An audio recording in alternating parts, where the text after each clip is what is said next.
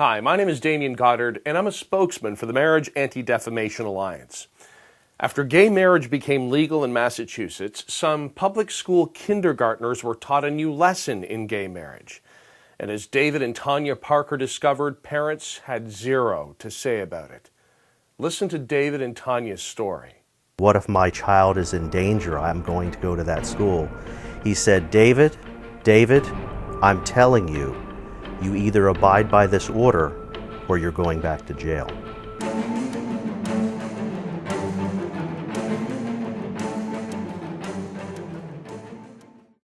In 2004, we moved from Livingston, New Jersey to Lexington, Massachusetts. We had two sons, Jake and Josh. They're 5 and 3, and Jake was entering kindergarten. It was going to be our first experience with the public school system. I went to pick up Jake one day from kindergarten, and they had a diversity book bag they had given him. And when I opened up the diversity book bag, I found a book called Who's in the Family? And as I started to thumb through the book, they were children with 2 mothers. And then a couple pages later, there was a child with a father and his partner.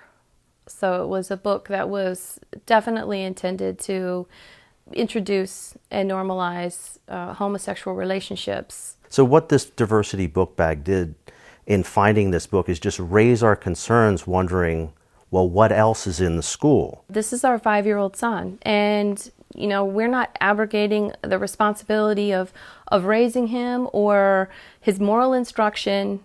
That is not for the school. That is for David and I as Jake's and Josh's parents. So we went into the school, we had a meeting with the principal and various other administrators, and they indeed confirmed that there are books like these throughout the entire all the classes in Lexington Elementary School. We said we want parental notification and the option to opt out, like the state statute says we can on human sexuality issues.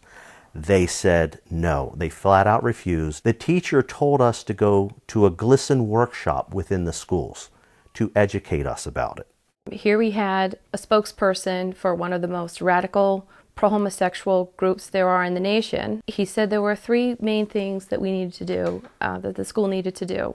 1, you needed to have more pictures of gay and lesbian families on the walls, because the more that you have, the better that it is. Because the more that children see this, the more it's normalized in their mind. And it imprints on them, and he explicitly said, because they're so young and impressionable. Mm-hmm. And of course, that's why we were very concerned. When we objected in the meeting, we had a couple of parents become quite angry.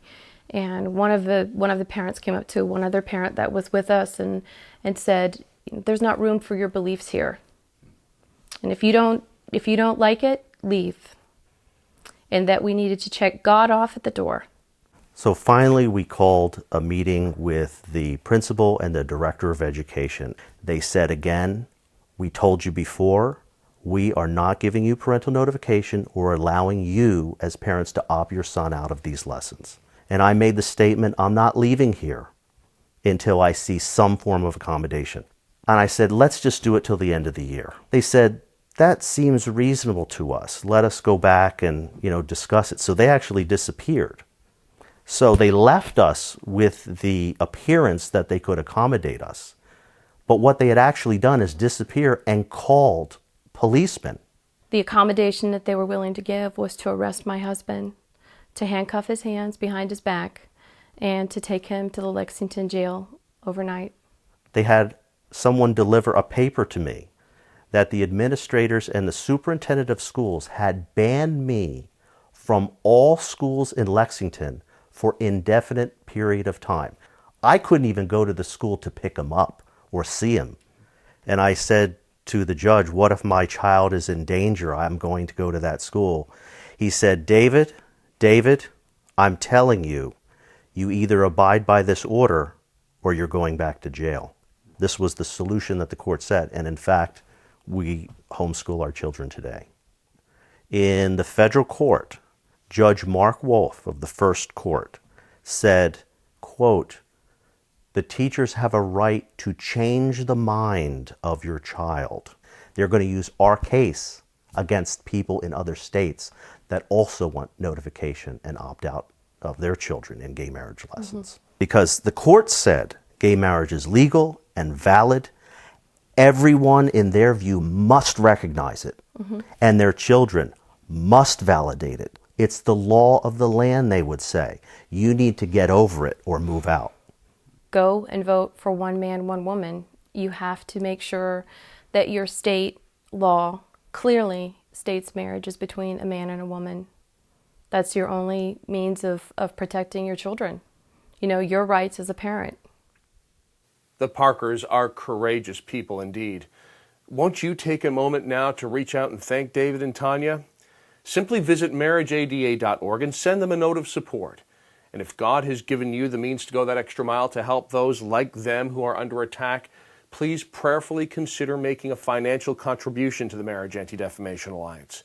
It's as easy as clicking on the donate button on our website.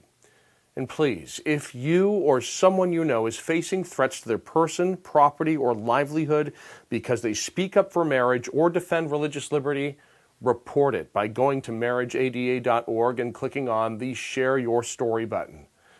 Take a stand. Let your voice be heard.